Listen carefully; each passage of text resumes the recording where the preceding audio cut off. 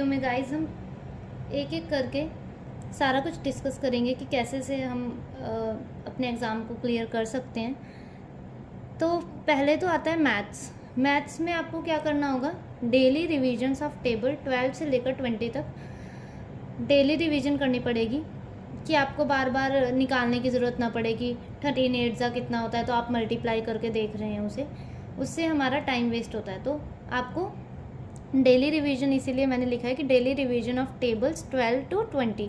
आपको और क्या क्या डेली रिवाइज करना है, स्क्वायर्स रिवाइज करने हैं 2 से लेकर 50 तक, कम से कम आने ही चाहिए। 2 से 10 तक तो सबको ही आते होंगे, 2 से लेकर 50 तक स्क्वायर्स एटलीस्ट आने चाहिए, तो इसे डेली रिवाइज कीजिए।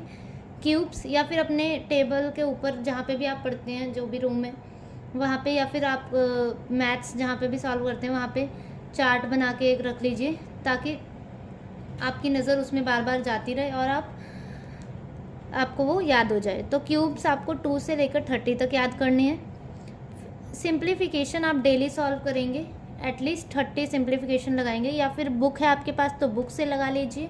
गूगल में कई PDF पढ़ी है, गूगल से लगा लीजिए, या फिर और कोई ना कोई आपने टेस्ट सीरीज़ परचेज़ कर रखी होगी, उसमें भी सेक्शनल टेस्ट और प्रैक्टिस वगैरह आती रहती हैं। सिंप्लीफिकेशन वहाँ से कर लीजिए, ठीक है। सिंप्लीफिकेशन के लिए कोई वीडियो देखने की ज़रूरत नहीं है आपको, सिंप्लीफिकेशन हैबिट मतलब प्रैक्टिस से आ जाएगी आपको, ठीक है।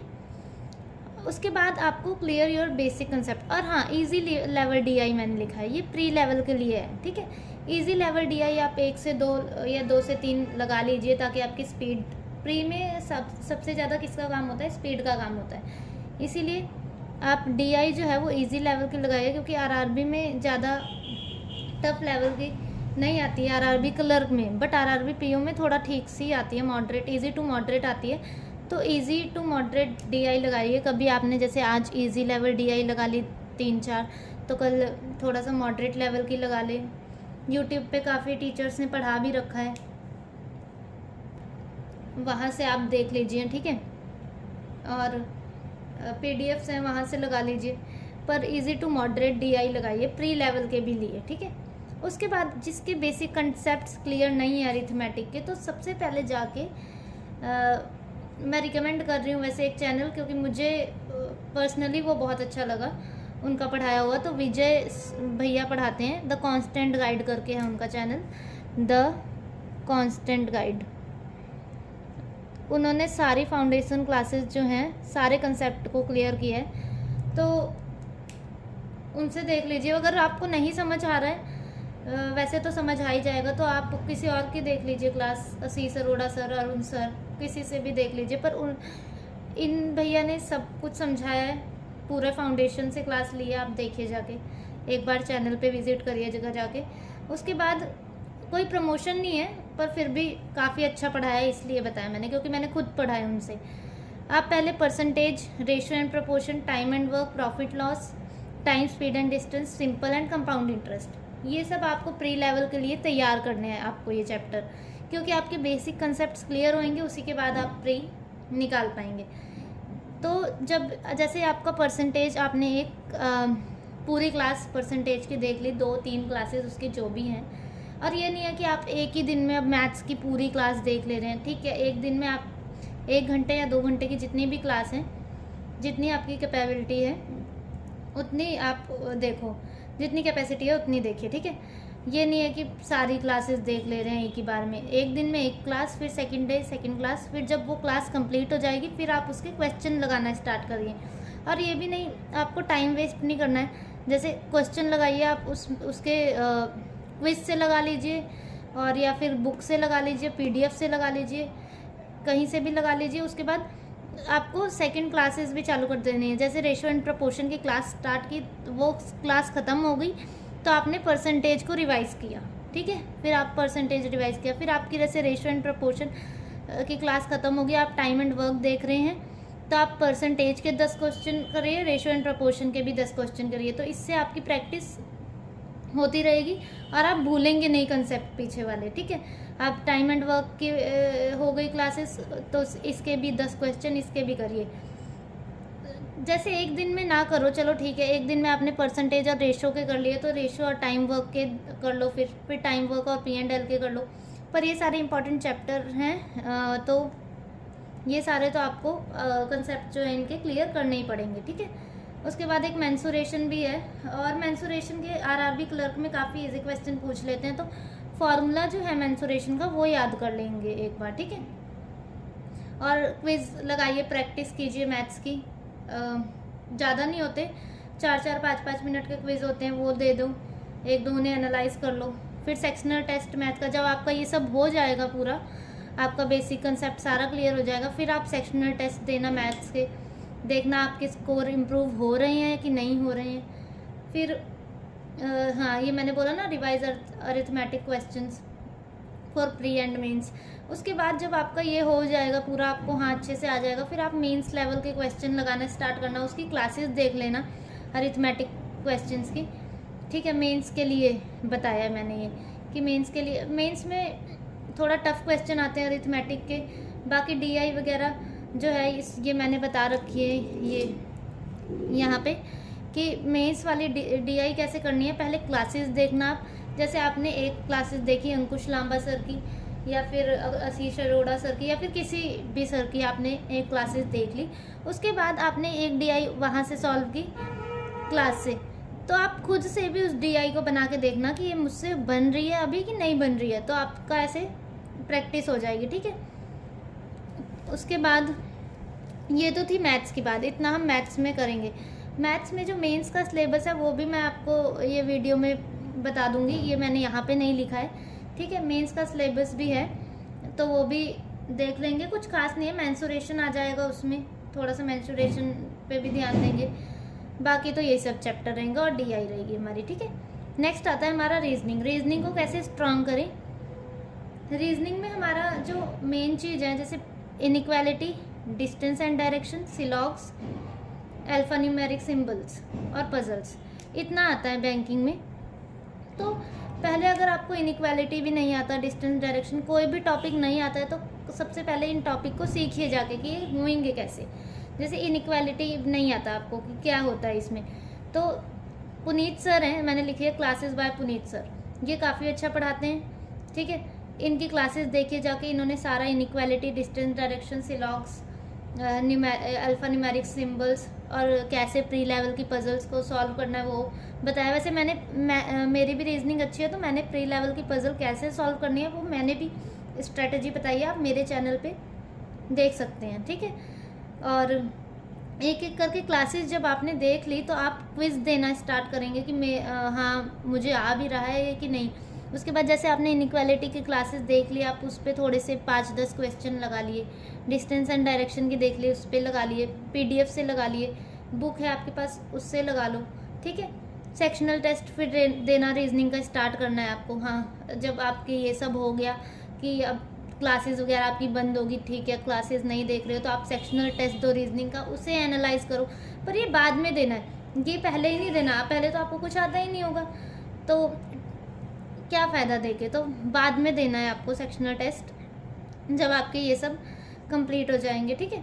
और प्री लेवल की पज़ल के लिए आप डेली 5 से 10 पज़ल लगाएंगे, क्योंकि स्पीड मैटर करती है। देखो, प्री में जो है स्पीड मैटर करती है, तो स्पीड कैसे बढ़ेगी, जब आप ज़्यादा से ज़्यादा पज़ल को सॉल्व करेंगे कम टाइम में, ठीक है। 80 क्वेश्चंस आते हैं टोटल, और 40 रीजनिंग के और 40 मैथ्स के, 2 ही सेक्शन होते हैं, ठीक है। और 45 मिनट्स का टाइम होता है, तो इसीलिए प्री लेवल की पज़ल लगाइए, उसके सेक्शनल टेस्ट दीजिए। पज़ल के टेस्ट होते हैं अलग से, वो दो, PDF से लगा लो पज़ल, या फिर बुक से लगा लो। बाकी ये था ये रीजनिंग की बात, ठीक है। रीजनिंग में आप ऐसे करोगे। और मेंस के लिए कैसे करोगे, जब आपको प्री लेवल की पज़ल आ गई, ठीक है, जैसे कि आपको लग रहा है कि नहीं अब मैं प्री के लिए तैयार हूँ, तब आप मेंस लेवल की पज़ल सॉल्व करो। मेंस लेवल की पज़ल किससे सॉल्व करोगे, एकदम से खुद से मत लगाने बैठो, उसकी अप्रोच देखो कि कैसे लगेगी, ठीक है। मैंने भी अपने चैनल पर बताया हुआ है मेंस लेवल की पज़ल कैसे लगेगी। तो अंकुश लांबा सर की मुझे वीडियोस बहुत अच्छी लगती हैं रीजनिंग की, तो आप उनसे देख लो, या फिर और भी बहुत सारे टीचर्स हैं, आप किसी को भी देख सकते हो जिससे आपको समझ आ रहा है, ठीक है। तो आप उससे देख लो, या फिर उसके बाद जब आपको हो गया कि हाँ मेंस लेवल की पज़ल आप कैसे, जैसे एक पज़ल बनाई आपने मेंस लेवल की, सर ने करवाई, ठीक है, उसके बाद आप कैसे करोगे कि उसी पज़ल को लेकर खुद से सॉल्व करो, ठीक है। फिर नेक्स्ट पज़ल, कम से कम 1 से 2 पज़ल तो मेंस की लगाओ, इनफ है वैसे इतना, ठीक है। थोड़ा थोड़ा करके ही आगे बढ़ेंगे ना। तो मेंस का फिर सेक्शनल टेस्ट दे दो। मेंस के सेक्शनल टेस्ट में भी इनपुट आउटपुट जो होता है वो आता है, इनपुट आउटपुट, उसकी भी एक आधी क्लासेस देख लो, नहीं आता आपको तो। उसके बाद मेंस की बात हुई। मेंस में क्या क्या आता है, कंप्यूटर ऐड हो जाता है हमारा, जीके जीए और इंग्लिश और हिंदी। अगर आप इंग्लिश में कंफर्टेबल हो तो इंग्लिश कर लो, हिंदी में हो तो हिंदी, ठीक है। तो मेंस के लिए पहले तो मैंने सैटरडे और संडे लिखा है यहाँ पे कि सैटरडे और संडे को सिर्फ आपको कंप्यूटर पढ़नी है। पीडीएफ ऑलिव बोर्ड की आती है, वो डाउनलोड कर लो, उसके 10 क्वेश्चंस डेली नहीं, सैटरडे और संडे रीड कर लो, ठीक है। अरोड़ा सर की क्लासेस हैं, स्पेशली आरआरबी पीओ और क्लर्क के ही लिए हैं ये, ठीक है, वो देख लो। जैसे सैटरडे और संडे को 2 क्लासेस देख ली आपने इनकी, या फिर नोट्स बना रहे हो तो नोट्स प्रिपेयर कर रहे हो तो नोट्स बना लो इनकी क्लासेस से। उसके बाद एमसीक्यूज़ दो कंप्यूटर के, कोई भी जो भी आपने टेस्ट सीरीज़ परचेज करी हुई है वो मतलब उसी से, टेक्स्ट बुक की, अड्डा की, ऑलिव की, किसी की भी, ठीक है। और एक ऐप भी आता है कंप्यूटर का एमसीक्यू का, तो प्ले स्टोर से अगर आपको टाइम जैसे लग रहा है तो उससे मतलब डाउनलोड कर लो और वहाँ से क्विजेस दे दो, ठीक है। उसके बाद आती है हमारी जीके और जीए। जीके और जीए में क्या आता है, वही static GK, banking awareness, international headquarters. मैंने सारे टॉपिक्स नहीं मेंशन किए हैं यहाँ पे, सारे टॉपिक्स मैंने वीडियो में वैसे एडिट करके लगा दिया है, तो आप देख लो। उसके बाद ये कैसे स्ट्रांग होगी हमें, हमारी बैंकिंग अवेयरनेस, फाइनेंशियल अवेयरनेस, इनकी भी पीडीएफ्स आती है, इनको पढ़ना पड़ेगा हमें, ठीक है। एमसीक्यू और प्रैक्टिस क्विजेज मैंने हर में लिखा है। प्रैक्टिस क्विजेज इसलिए कि आपको पता लगता रहेगा और नॉलेज मिलती रहेगी, अपडेटेड रहोगे आप, ठीक है। करंट अफेयर्स जो है आपको अगस्त में होता है इसका पेपर, तो जनवरी से लेकर जुलाई तक आपको प्रिपेयर करने होंगे, चाहे आप वीकली करो, चाहे मंथली करो, चाहे पीडीएफ से करो। वैसे नोट्स बना लो, बहुत अच्छा नोट्स, अपने नोट्स से जल्दी याद हो जाता है और जल्दी अच्छे से आप प्रिपेयर भी हो जाओगे करंट अफेयर्स के लिए। तो करंट अफेयर्स जो है 6 मंथ की, आप जनवरी से लेकर जुलाई तक के लिए आपको प्रिपेयर करना है पूरा, ठीक है। तो ये तो रही जीके की बात। ये आपको जब प्री आपका पूरा अच्छे से हो जाए ना, क्लासेस वगैरह सब खत्म हो जाए, फिर आपको मेंस की तैयारी करनी है, ठीक है। उसके बाद इंग्लिश और हिंदी में क्या करना है, इंग्लिश में reading comprehension, newspaper reading, vocabulary, rules revise कर लो। एरर के लिए आप या तो फिर रूल्स रिवाइज कर लो या तो फिर वीडियो से देख लो, किसी सर की वीडियोस वगैरह, ठीक है। क्योंकि प्री में तो हमारे सिर्फ रीजनिंग और मैथ्स आती है, पर मेंस में ये सब आता है, तो हम इसे इग्नोर नहीं कर सकते और मेंस के लिए ज़्यादा टाइम नहीं मिलता, तो मेंस को भी साथ साथ ही लेकर चलना है। बट कब, जब हमारा प्री सारा कंप्लीट हो जाए कि हम हाँ अब हम प्रिपेयर हैं प्री के लिए, तो तब हम मेंस के लिए अपना स्टार्ट करेंगे प्रिपरेशन, ठीक है। उसके बाद हिंदी में आप सिलेबस गूगल कर लो, हिंदी का नहीं पता मुझे, हिंदी में क्या मतलब जो भी आता है कॉम्प्रिहेंशन वगैरह आते होंगे, तो हिंदी अगर कोई हिंदी में कंफर्टेबल है तो हिंदी में भी दे सकते हैं, ठीक है। उसके बाद मेंस टीआई का मैंने बता दिया आपको। उसके बाद अगर जब आपका प्री का ख़त्म हो जाएगा ना, जैसे हाँ अब प्री हो गया मेरा, आपको लगेगा हाँ अब मैं मतलब प्रिपेयर हूँ प्री देने के लिए, तो आप पहले वीकली 1 मॉक दिया करना, ठीक है। जैसे पर अगस्त में आपका एग्ज़ाम है, तो जुलाई से आप 15 जुलाई से आप डेली जो है 1 मॉक देना स्टार्ट कर देना, प्री लेवल के ओनली, ठीक है। और पहले अभी आप ऐसा करो कि पहले ये सब ख़त्म कर लो प्री लेवल का जितना भी था, फिर आप मेंस की तैयारी जब करोगे तो जैसे मैंने बोला वीकली 1 मॉक देना प्री का। उसके बाद कुछ महीने बाद जैसे जून में आप वीकली 1 मॉक देना मेंस का, ऐसा करना, ठीक है। ये प्री का था आप और वो मेंस का था। स्क्रीनशॉट्स भी ले सकते हैं आप इसके, ये प्री का था और वो मेंस का था, ठीक है।